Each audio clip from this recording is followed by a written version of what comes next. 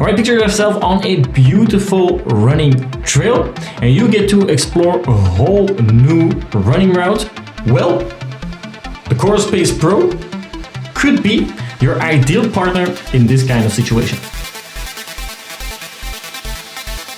Hey, what's up everybody? My name is Matt and today we're actually reviewing the COROS Pace Pro. This fitness watch has got me rethinking my previous Garmin, and in this video we're going to be discussing navigation, how accurate it is in tracking, and then also some features that I missed from my previous Garmin. And of course the big question with this watch is it worth upgrading from the one you have at the moment? So the COROS Pace Pro, this thing is light. 35 grams and it's barely noticeable on your wrist. It's got a 1.3-inch AMOLED display and it's even visible in harsh daylight. Dual frequency GPS and an insane 48 hours of battery life. This is one of the main selling points of COROS in general, and this watch, well, it delivers like all the COROS watches. The watch is built for ultra marathons, triathlons, epic hikes, and very long trail runs. It tracks all the usuals like your heart rate, pace, etc. Plus some advanced running metrics like VO2 max via its COROS Evo Lab. And with this watch in particular, one of the main selling points is its navigation. But now that we've run over the specs,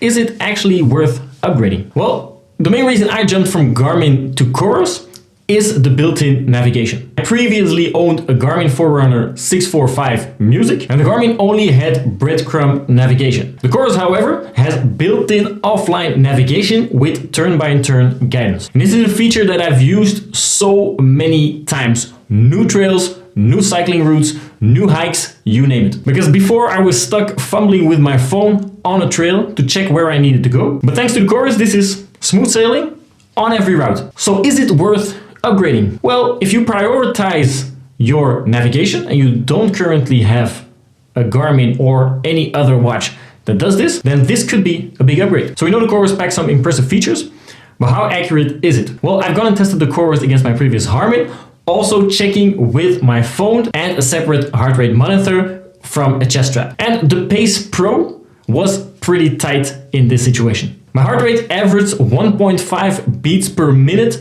on the same heart rate as the chest strap, while my previous Garmin, which had an older sensor, could spike 10 to 15 beats per minute, although only very occasionally and also very short-lived. They both clocked the same distance every time I went for a run, but the GPS lock is a bit faster on the COROS. So the main difference was that the COROS watch almost tracks the exact same heart rate as my chest band did, which makes it a quite compelling choice if you don't want to use a chest strap for every run. But is this worth upgrading for? Now, the Pace Pro is by no definition absolutely perfect. It does lack a series of features, and a few of them I actually really miss. Top of the list might be something very trivial for most people, but what I miss is that Garmin had this sort of backlight function. The watch would give you a white background and it would light up as much as it could, giving you some light in the dark. I have some small kids, I need to get up at night from time to time, and this was super convenient. But the COROS just doesn't have this. While I do think it would be possible with a software upgrade, so COROS, could you please? But is this a feature that would set off most people about the COROS Pace Pro? I'm not too sure. What might be is that the COROS also doesn't have Spotify and doesn't have a feature like Garmin Pay, which is kind of similar to Apple Pay or Google Wallet. So depending on how important you value those features, you would either lean into the COROS or the Garmin more. Running wise, the Pace Pro does pack a lot of features. You get running power, VO2 estimates, and recovery tracking. Stuff that my Garmin only covered partially.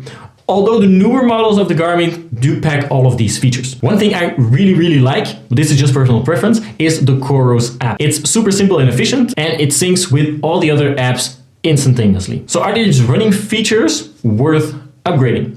Well, if you have a very old model or a slightly older model like with my Garmin, well, this could be a big jump. But if you have a newer Garmin, this will make absolutely no difference if you own the COROS or not. So the main question, is it worth upgrading? Well, I think this one will depend on what features you value most. The COROS Pace Pro is an absolute beast for runners, cyclists, triathletes, hikers, adventurers in general. If you value the navigation and solid tracking without breaking the bank. This watch retails at $400 or euros, and the Garmin watches that have the navigation feature will be a lot more expensive, probably starting around 600. So the COROS would be a difficult watch to recommend to all because it does miss some features. But if you're in that specific branch like I am, then this might be the perfect watch for you. It will pack just the features you need without going all overboard, and especially overboard on the price as well. But do leave a comment below. What watch do you have at the moment, and do you consider the COROS Pace Pro? And like always, if you're there, like, subscribe, and all that good stuff. You don't want to miss the next videos either, because we have some special things planned. All right, that was the COROS Pace Pro for you.